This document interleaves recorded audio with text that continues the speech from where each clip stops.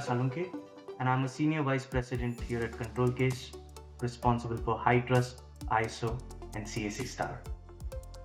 Today, we are going to do a webinar on HITRUST, its portfolio of assessments, and ControlCase processes to ensure that all our customers get HITRUST certified efficiently. Before we get started, a few housekeeping items. This presentation should take about 15 to 20 minutes, and we'll have some times for questions at the end. Put questions in the questions window. If you are facing any audio or visual issues, please type them into the chat window and our moderators will address them. We'll try to get to all the questions, but if we don't, we'll follow up by email after the session today. The slides and a recording of this webinar will be sent to everyone on this call early next week.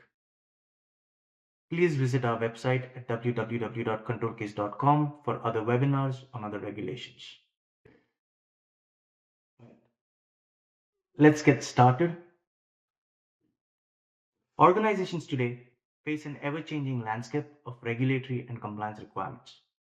From PCI DSS to HITRUST to SOC 2, ISO 27001, HIPAA, FedRAMP, CMMC, and so many more. Staying compliant is no small task. At ControlCase, we transform the way enterprises manage compliance by offering a best-in-class platform that simplifies and streamlines these processes. Our proprietary software, combined with our audits and managed services, create a comprehensive compliance as a service solution. This means that our clients can now assess once and comply with multiple standards simultaneously. This saves time, effort, and resources for them. We're proud to serve over 1,000 customers worldwide with a strong global presence spanning North America, Latin America, Europe, India, UAE, and more. Through our offshore delivery infrastructure, we provide cost-effective solutions that help organizations across industries, including banking, retail, hospitality, telecom, service providers, and many more, to achieve and maintain compliance with ease. Now let's talk about what truly sets ControlCase apart. We go beyond just checking the boxes on an auditor's checklist.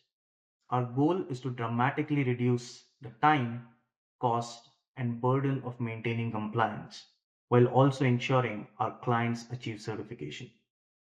With our solutions, businesses can demonstrate compliance more efficiently and cost effectively, bringing a level of cost certainty to their process.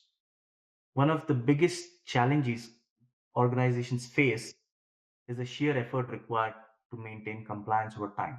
That's where we come in, offloading much of the compliance burden to our expert teams. This allows organizations to free up internal resources, improve efficiency, and truly focus on their core operations with confidence. Our approach to compliance is built on a strong partnership model. At the heart of our solution is the ControlCase Compliancer, a comprehensive framework that integrates IT certification services with continuous compliance support.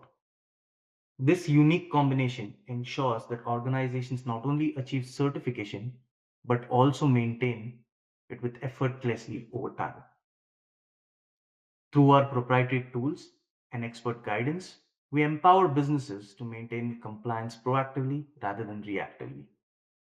As we dive deeper in today's webinar, we'll explore how ControlCase can help your organization streamline and simplify the HITRUST compliance and certification process.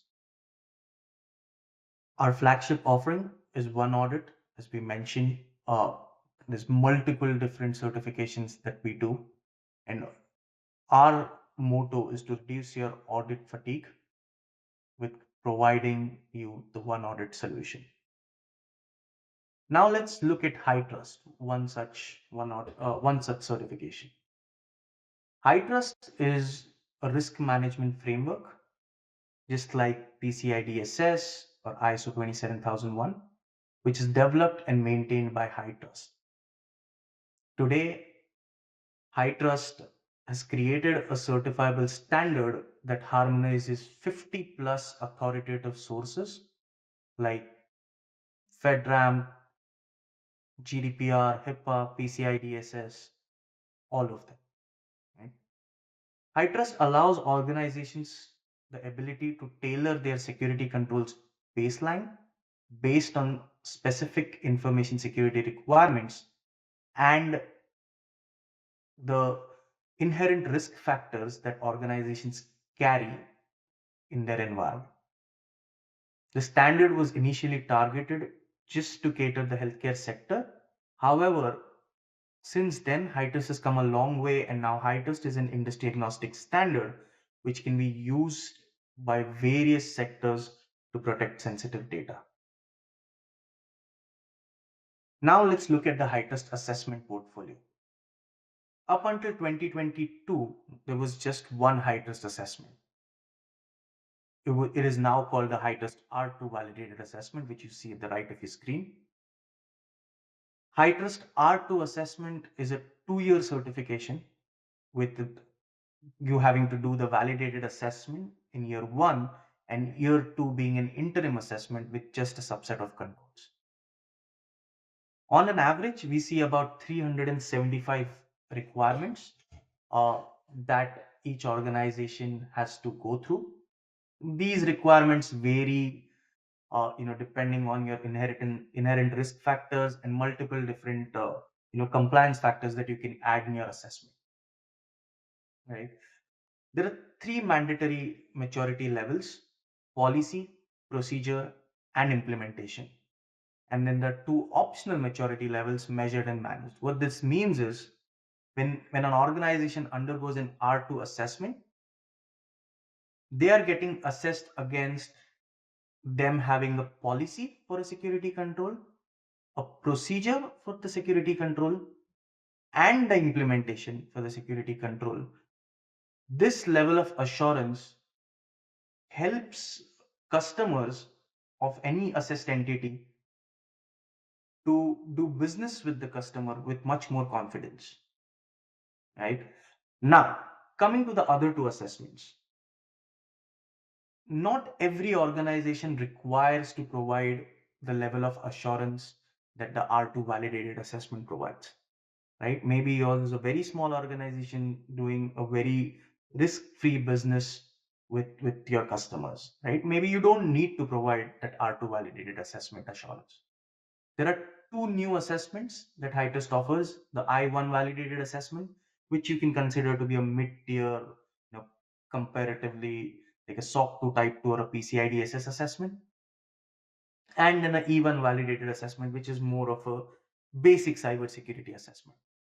The I1 assessment has about 182 controls, whereas the E1 just has 44. Right? Like I said, the E1 is a very basic cybersecurity hygiene assessment, whereas the I1 validated assessment is mapped to some leading cybersecurity practices. Right? So, and that's why you see the numbers change in terms of requirements. Both of these assessments, unlike the R2 validated assessment, which focused on policy, procedure, and implementation, only look at implementation. So, depending on your organization's risk posture, you can choose to do an E1, I1, or an R2 validated assessment. Typically, these are driven through stakeholder expectations or your go-to-market strategy, depending on how you want to position your organization. In 2024, HITRUST did come up with a trust report. That was the first year they came up with a trust report, and they saw that 47.6% of new HITRUST assessed organizations chose to go for the E1 assessment. That's the basic cybersecurity hygiene assessment. Whereas I1 and R2 were chosen by 28 and 24%. Right? I firmly believe that these 47.6% of new adopters, at some point, a lot of them are going to transfer to an I1 and R2, but we'll wait for these statistics to come out. In fact, HITRUST has just recently released their 2025 version of the HITRUST Trust Report, and you will see a webinar or a blog from us regarding that as well really soon. Moving on, So these are the three baseline HITRUST certifications. Now moving on to the buzzword for 2024, artificial intelligence. As organizations ramp up, the use of AI, the need for AI assurance also increases, right? So HITRUST has come out with two different assessments for your AI implementation, right? The one on the right that you see is a HITRUST AI security assessment. This assessment only focuses on AI security. It's a certifiable assessment. Organizations can get certified, but this is not a standalone certification right now. It's an add-on certification to your E1, I1, or R2. This is because HITRUST firmly believes, and I concur, that AI security is not just by itself. Organizations need to ensure that their underlying IT assets are secure, and then add on AI security to that. That makes sense, right? So this assessment only focuses on the AI security aspect. It harmonizes controls from NIST, ISO, and OWASP, and this is targeted only for AI providers. This include AI platform providers or AI technology providers, uh, right? This has up to 44 AI requirements. Number 44 is just a coincidence between E1 and AI assessments, but it is up to 44. What that means is, depending on the model of AI you use, or some other scoping factors, you may have up to 44 AI security requirements. If you are on HITRUST version 11.4 for your baseline E1, I1, or R2 assessments, you can add on the AI security assessment uh, and get certified for that.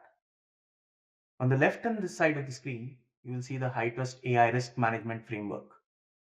This, unlike the security assessment, focuses on AI risk management as a whole, not just the security aspect, right? This is not a certification, right? It's a risk management framework that results in a report, right? An insights report, but it is not a certification, right? However, it is very essential that anyone, and in my opinion, anyone who's going, deploying AI for their customers and AI providers, they need to have some sort of a risk management framework that they adhere to, so that they cover all sorts of risks, not just security risk, but all other risks that we've seen in the AI world. Right? It harmonizes ISO 23894 and NIST AI risk management framework. Unlike the security assessment, this is not just targeted towards AI providers, but it also covers AI users. This can be a standalone assessment. As I said, it's not a certification, it's an insights report, and it has 51 AI risk management controls.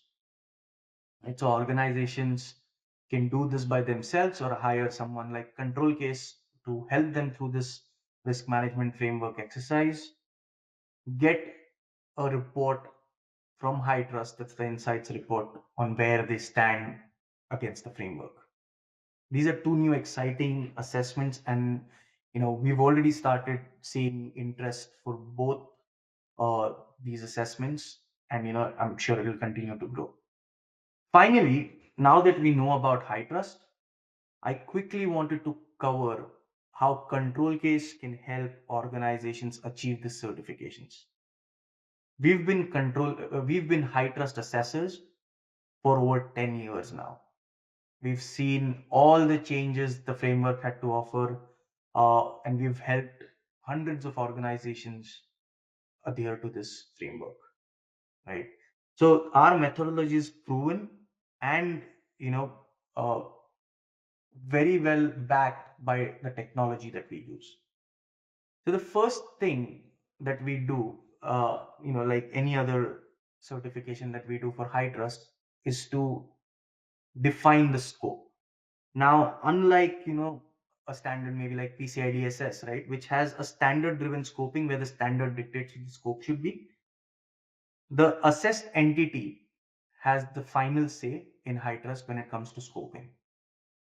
Right? Of course, ControlCase will help you determine the scope, and ensure that you're including everything that you should in your scope, and at the same time uh, help you to not overscope an assessment. This is a very common problem in information security compliance, where organizations overscope or overshoot their scope, and then have a tough time dealing with compliance. So control case will absolutely ensure that your scope is tailored as per your need.